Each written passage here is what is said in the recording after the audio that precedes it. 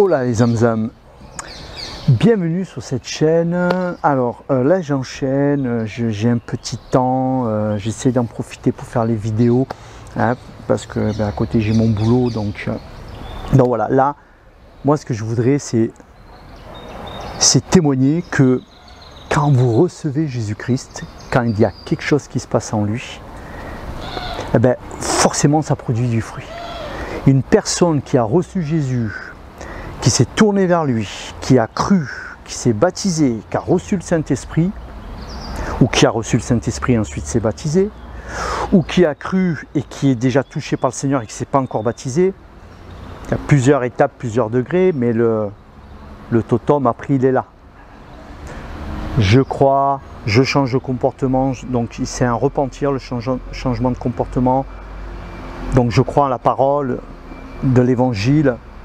Et ensuite, pour le pardon de mes péchés, et ensuite il y a un baptême, un Saint-Esprit, vous recevrez ce cadeau que Jésus a dit, vous recevrez une puissance, le Saint-Esprit. Et bien là en fait ça vous transforme. Il y a une transformation qui va s'opérer. Moi quand j'ai reçu Dieu, j'ai senti de suite un changement dans ma vie. J'ai laissé, il y avait des choses que j'ai laissées. C'est-à-dire que vous ne pouvez pas en fait, et c'est bon à se questionner, recevoir Jésus, ne pas changer. Il y a quelque chose qui ne va pas. Vous êtes en droit de dire « Ah, je ne comprends pas, pourtant je veux croire en toi et tout, mais je ne change pas. » Il n'y a rien qui se passe. Alors, bien sûr, il y a des gens pour qui le changement va être spectaculaire. Du jour au lendemain, il s'est passé des choses de fou. Vous savez, des fois, il y a des gens, ils voient Jésus carrément apparaître. Ils voient Jésus, l'être de lumière. Jésus, il apparaît. Ces gens-là, presque, ils ressortent avec des cheveux blancs, quoi. Eux, c'est radical. Il y a des gens qui c'est radical. Mais quoi qu'il arrive, où que tu démarres, il faut que ça démarre. Tu as un changement d'attitude. Et alors, je vais vous lire ce passage-là, hein, où il dit que, vous trouvez ça dans Tite, donc Tite c'est écrit dans la Bible. Alors peut-être il y a des gens que vous ne connaissez pas, vous connaissez rien, vous venez d'arriver dans cette vidéo. Je vous conseille d'aller voir les vidéos où je parle du B.A.B.A, d'aller vers Jésus, mais vous pouvez quand même la regarder si vous voulez. Mais tout ce que je donne comme référence, c'est la Bible. Par exemple, Tite, c'est un livre qui est dans la Bible, voilà, dans les Nouveaux Testaments exactement, au cas si vous ne connaîtrez pas. Donc vous prenez donc Tite, et à partir du 3, et vous pouvez prendre à partir du verset 5, où il dit, c'est écrit, il nous a sauvés, et il ne l'a pas fait à cause des actes de justice que nous aurions pu accomplir, mais conformément à sa compassion, à travers le... Alors il y a plusieurs versions, il y a des versions, c'est à travers la régénération et le renouvellement du Saint-Esprit, ou alors selon les versions, c'est à travers le bain de la nouvelle naissance et le renouvellement du Saint-Esprit qu'il a déversé avec abondance sur nous par Jésus-Christ, notre Sauveur. Ainsi déclaré juste par sa grâce, nous sommes devenus ses héritiers conformément à l'espérance de la vie éternelle. Donc en fait, il y a un renouvellement. Il y a quelque chose en nous qui change. Vous êtes appelés à porter du fruit que Dieu va développer en vous, puisque c'est lui qui nous rend capables de toute cette œuvre-là. C'est lui qui nous rend capables. Hein. Comme il dit dans les livres aux Corinthiens, 2 Corinthiens, chapitre 3 et verset 6, il nous a rendus capables d'être ministres d'une nouvelle alliance, non de la lettre, mais de l'esprit, car la lettre tue, mais l'esprit vivifie. Donc là, il est en train de dire, c'est pas, nous, on n'a pas une religion où on lit un livre et puis c'est une lettre, et puis avec ça, voilà, on a fait des guerres, hein, et il y a eu l'Inquisition. Vous voyez ce que l'Église elle a fait, elle a tué des gens, et voilà, et pourtant elle lisait la Bible. Hein. Il y a même des satanistes qui lisent la Bible, hein, et il y a plein de Satan connaît même la Bible, hein, il faut dire ce qui en est. Hein. Voilà, ces êtres mauvais là, connaissent la Bible, mais par l'esprit qui vivifie. Donc là, ce qu'il faut retenir, c'est que bien sûr l'esprit qui vivifie, c'est ce Saint-Esprit qui va à travers son filtre, à travers les yeux du Saint-Esprit, on va comprendre ce livre. Bible, livre que je vous encourage à lire et à méditer. Et à méditer, à tenir vraiment près de vous, mais pas comme une religion, la religion du libre. Ouais, c'est une religion, moi j'ai fait une idole, souvent je condamne ça. C'est des gens qui font une idole de la Bible. Mais la Bible n'est pas Dieu, n'est pas une idole, vous voyez.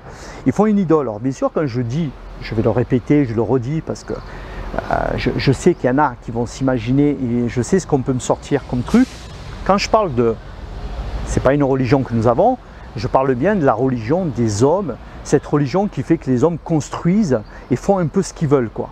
Voilà, cette religion-là, je ne parle pas de la religion qui est reliée entre nous et Christ, donc on n'est pas irreligieux à ce niveau-là, ou alors on n'est pas irreligieux au niveau, comme le dit l'apôtre Jacques, la véritable religion pure et sans tache aux yeux de Dieu, vous trouvez ça dans le livre de Jacques, c'est d'aider la veuve et l'orphelin, de s'abstenir des souillures du monde. Voilà, cette religion-là, moi je la veux cette religion. Donc dans ce cas-là, on est religieux. Donc quand je dis qu'on n'est pas religieux, on s'est compris, c'est la religion. C'est comme à l'époque de Jésus, les gens qui étaient à fond dans la Torah et tout ça, c'était des gros religieux, les pharisiens, et ils ont tué et persécuté le Messie, ils l'ont même pas vu. Il a fallu que ce soit des mages qui n'étaient pas du tout des érudits comme eux, c'est des mages qui sont en premier à aller adorer Jésus. Bon bref, tout ça c'est un autre sujet.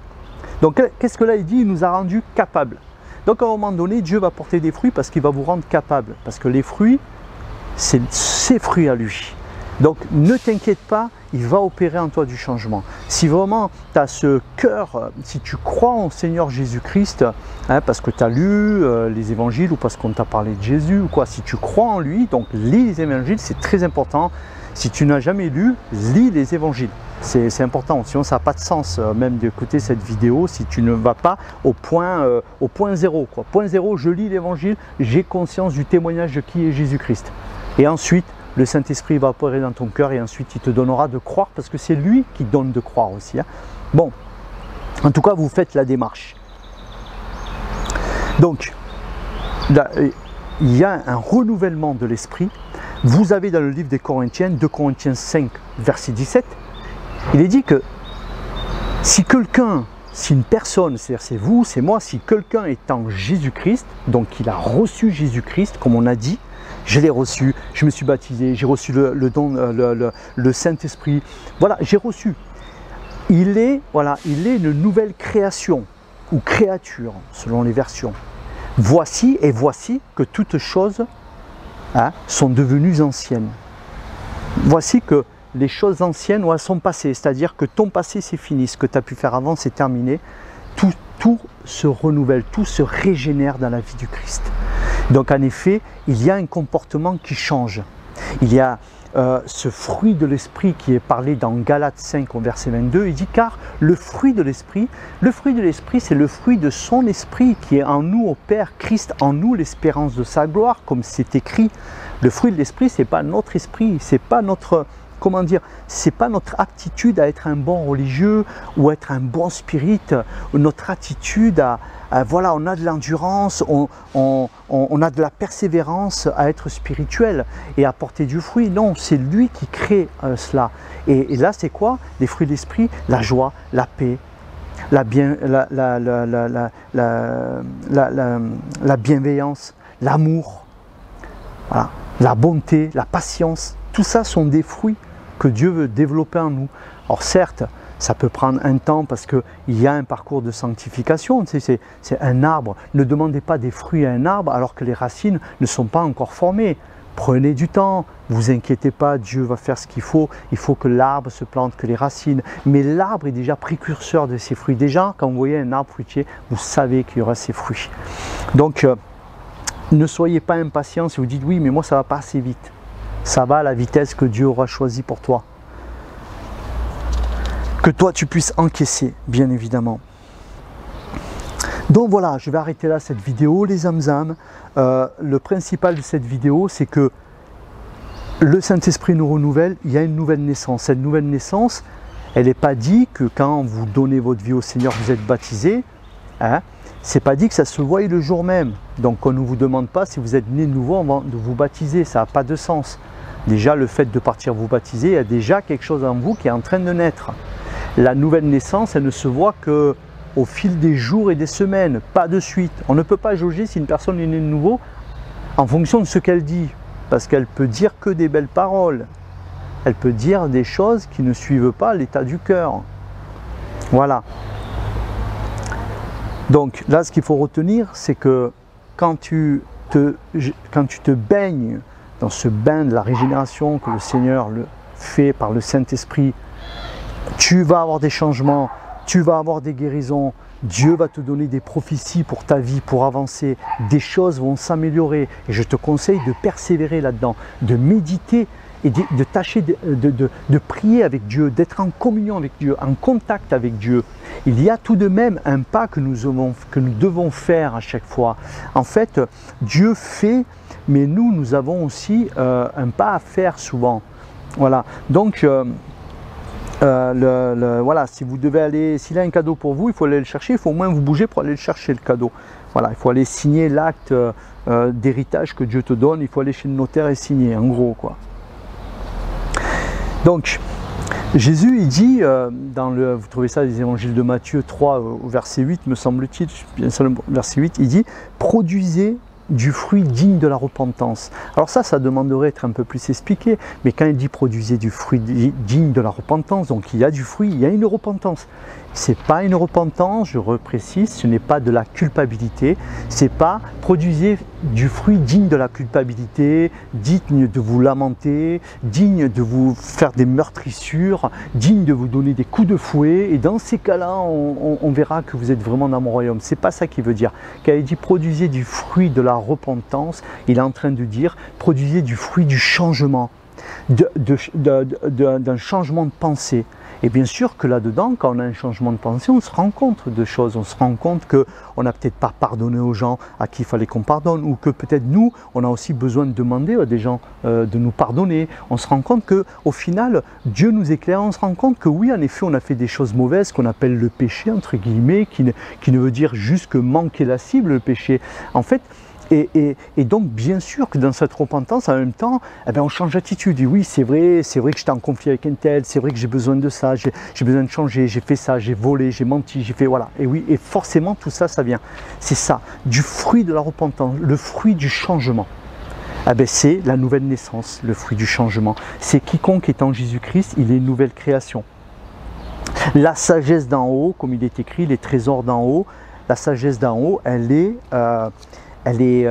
je vais vous lire ce passage et après je vais arrêter, mais quand vous prenez par exemple le livre des Colossiens, hein, non, c'est pas le livre des Colossiens, j'avais écrit ça, je voulais vous le lire.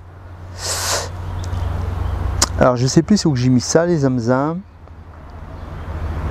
C'est où j'ai mis ça, moi, dis donc.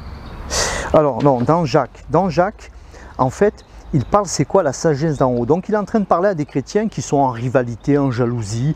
Il leur dit, mais là, votre comportement de jalousie, de rivalité, de dispute et tout, parce que ça, c'est des choses qui arrivent, parce que ça demanderait un autre sujet, une autre vidéo, mais on a nos caractères, on a encore ce corps dans lequel on est là et on a ses défauts. Ces défauts naturels, il explique que voilà, il dit quand vous faites ça, vous êtes vraiment purement charnel, hein, c'est-à-dire qu'au lieu de prendre de l'altitude et de raisonner comme des êtres nouveaux, là, vous raisonnez comme des humains, voilà, comme des gens humains et matériels en gros, quoi. Et là il dit, parce que il dit la sagesse d'en haut est tout d'abord pure, ensuite porteuse de paix, douce, conciliante, pleine de compassion et de bons fruits. Elle est sans parti pris et sans hypocrisie. Le fruit de la justice est semé dans la paix pour ceux qui travaillent à la paix. Normalement, les zamzams, nous avons besoin, normalement la marque du chrétien, il doit avoir de la compassion, il doit avoir quand même de la générosité, de la compassion, aider. C'est l'esprit du Seigneur, quoi. Voilà, c'est les fruits de l'esprit, voilà. Donc il y a ce changement qui doit opérer en nous. Et après, à côté, Dieu va opérer à travers vous, sûrement de guérir des gens, de prophétiser, parce qu'après, il y a des dons là-dedans, il y a des dons. Mais les dons, c'est autre chose. Vous pouvez très bien avoir une don de prophétie, vous pouvez même avoir une don de guérison, vous guérissez tout ça. Mais vous devez porter du fruit, c'est très important le fruit de l'esprit. C'est vraiment important de porter ce fruit-là. Ah, j'aurais d'autres versets, mais je ne peux pas les donner. J'ai un verset, il est puissant celui-là, mais il est juste à vous donner le tournis. J'arrête avec celui-là. C'est le dernier que. Allez, je vous donne ça, mais je sors un peu du sujet, mais celui-là, je trouve qu'il englobe. Celui-là, il donne le vertige. Celui-là, écoutez les zamzams. Être chrétien, c'est une folie. Je l'ai déjà dit, je le redis. Il y a quelque chose de. Voilà. Bon, vous prenez Colossiens 2, 3, verset 3, d'accord? Là, il dit c'est en lui, c'est en Jésus-Christ, c'est en lui que sont cachés tous les trésors de la sagesse et de la connaissance. Vous savez que Jésus il dit avant que le monde soit, j'étais.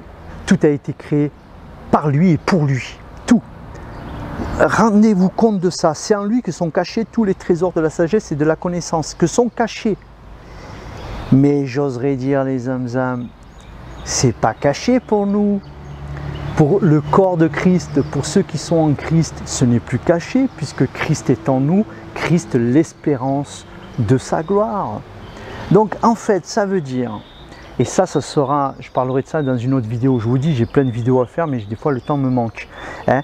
Là, on est plutôt assis dans les lieux célestes. Là, on rentre dans ces trésors de la sagesse et de la connaissance. Et la sagesse, c'est pas quelque chose, ah lui il est sage, il a la sagesse, il est sage, il a une barbe blanche, il est sage, il est... Non, ça c'est une partie si vous voulez, et encore je sais pas, des fois c'est une sagesse très humaine ça. Non, la sagesse ce sont des sciences, des compréhensions, sont des lieux de sagesse. C'est vaste, c'est infini, c'est l'univers, il y a nos limites, c'est éternel. C'est éternel, et Dieu c'est ça qu'ils disent. C'est ça qui est écrit. La vie éternelle, c'est d'apprendre à te connaître, toi, Dieu. C'est ça la vie éternelle. Et là-dedans, il y a ça. Et tous les mystères et les trésors de la sagesse et de la connaissance. C'est-à-dire que là, Dieu peut nous amener dans des trucs. Et moi, j'ai pu, un peu à travers des visions nocturnes, j'ai pu toucher c'est quoi cette sagesse un peu, comment Dieu, et sentir la présence de Dieu. Et je me dis, waouh, mais les âmes, on a tout à apprendre. Je me sens personnellement, je me sens tellement au début du début. Vous savez, j'ai passé des années à lire la Bible, à écouter des prédicateurs, à écouter des pasteurs, des théologiens. J'ai passé des années et je me suis aperçu que en fait, apprendre la Bible ne t'apporte pas la vraie révélation, ne t'apporte pas la révélation en esprit. C'est bien de la lire, j'invite toute personne à la lire dans l'esprit et même la relire, la méditer et tout ça. Mais tout ce que j'ai appris, c'était rien. À un moment donné, je dis, mais Seigneur, ça ne me sert à rien.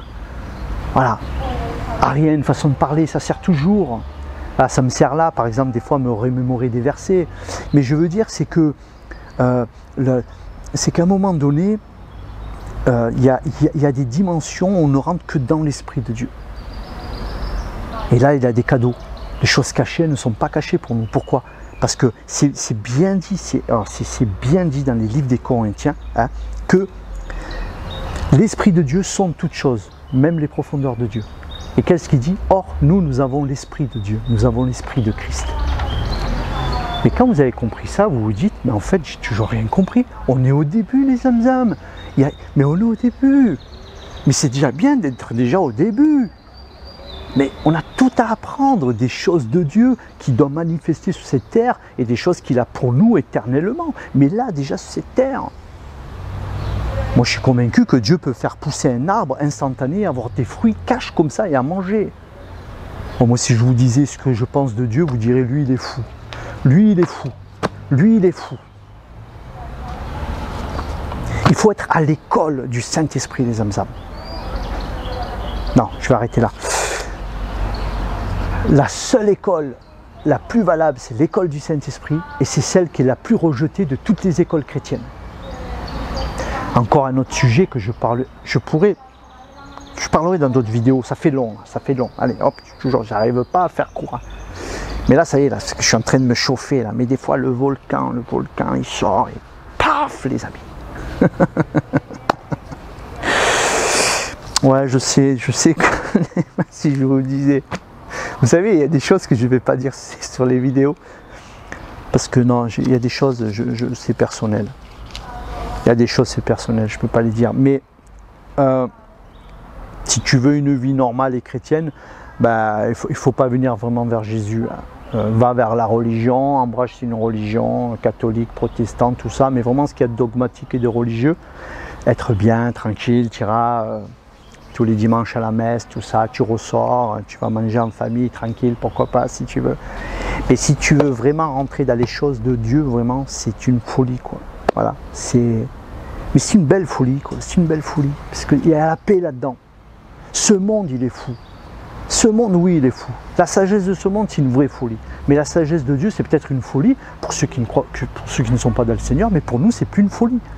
Pour nous, c'est magnifique. On a tout à apprendre, les zamzam. On a tout à apprendre. Allez, je vous laisse cette fois, je vous laisse. N'oublie pas de partager cette vidéo, de liker, de t'abonner si tu n'es pas abonné. Tu appuies sur la petite sonnette à droite et tu mets toutes notifications, comme ça tu reçois mes vidéos. Et au nom de Jésus, sois guéri. Au nom de Jésus, reçois le Seigneur. Au nom de Jésus, que ton cœur soit renouvelé. Au nom de Jésus, que le Saint-Esprit se déverse sur toi. Au nom de Jésus, que des torrents d'amour de Dieu te traversent, toi, là aujourd'hui, là où tu es. Au nom de Jésus-Christ, hein, que toute maladie, toute douleur que tu es, que tout cela disparaisse. C'est ma prière, je ne vois pas quoi dire de plus.